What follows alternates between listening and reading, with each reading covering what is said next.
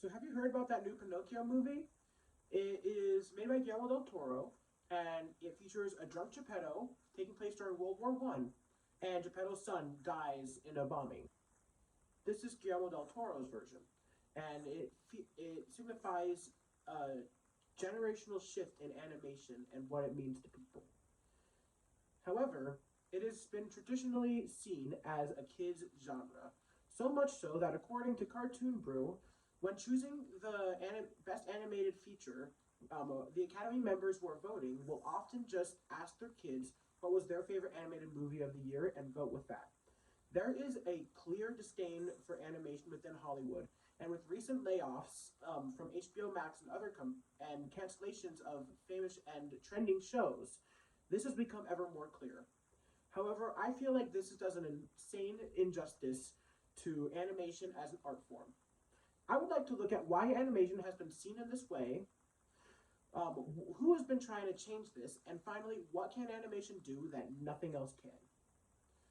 To start, according to Hollywood Reporter, 48% of people say that animation is childish. When asked to label the genre with a word, they chose childish.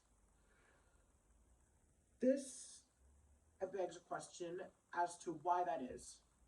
Well, the answer is Disney. According to CNBC, Disney controls a large majority of the animated releases every year. Um, and Disney has traditionally marketed their movies towards kids because that's where they see the money, the magical whimsy, the happiest place on earth. Now, because of this, animation as a whole has been seen as childish because Disney controls so much of that genre. As a result, animation gets this reputation of animation equals kid, animation equals childish, and it doesn't deserve the same credibility as, say, your next Whale or your next Everything Everywhere All at Once. Now that we've looked at why animation has gotten this reputation, I would like to look at who has been the shifters and the movers and shakers and who has been changing the genre.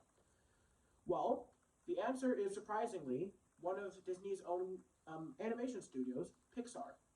Pixar, before it was a part of Disney, started this movement with Toy Story. They started making films that were more geared towards adults or adult concepts. And in recent times, Pixar has really picked this up with stories of ethnicity and trials and with themes of like death and emotion. And in even more recent times, movies like Coco or Turning Red have shone lights on underrepresented communities. On a personal note, I'm Mexican, and Coco was a really touching film for me and my family. It was one of the first movies I'd seen my dad watch in a long time because they did it in Spanish as well. It was a really special movie, and I think animation has the power to bring people together in that way, in a very special way. And if we look at this year specifically, let's look at the releases from this year. Let's start with the most famous from this year, Puss in Boots 2. This movie is revolutionary. It deals with themes of death and what it means to die and to be alive and how do you live a life when you know it's going to end. These are very heavy concepts, but somehow DreamWorks has been able to create a movie that talks about that in a digestible format. And specifically, using CNN as a guide, I would like to talk about one of the scenes in the movie, the panic attack scene.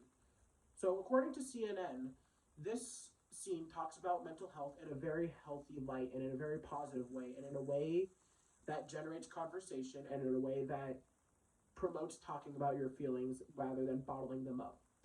So the scene features Puss in Boots running, and he starts having a panic attack. And one of the main characters, who is training to be a therapy dog, their little chihuahua, lays his head on his stomach and stops his panic attack.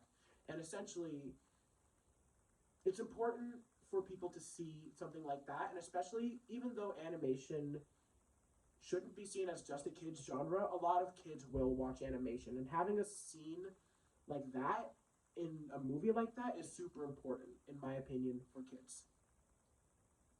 So now that we've seen the current state of animation, I would like to look at what can it do. And specifically, I am going to focus on Guillermo del Toro's Pinocchio. This movie has way more adult themes, dealing with a Geppetto who made a Pinocchio in a drunken rage after losing him in a World War I bombing. It deals with really intense themes, and Guillermo del Toro has been known to not shy away from things like that.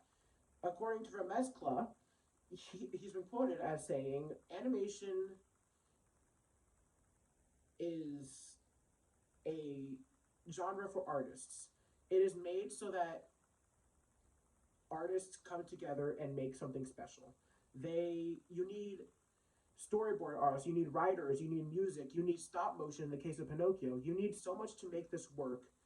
And specifically, when you're gearing something towards a kid, you have to remember, according to a Variety article, he also says that a kid now is Greta Thunberg. Kids are a lot more mature than they used to be. And as a result, you get this fusion of a genre made for kids and artists working and making something really special.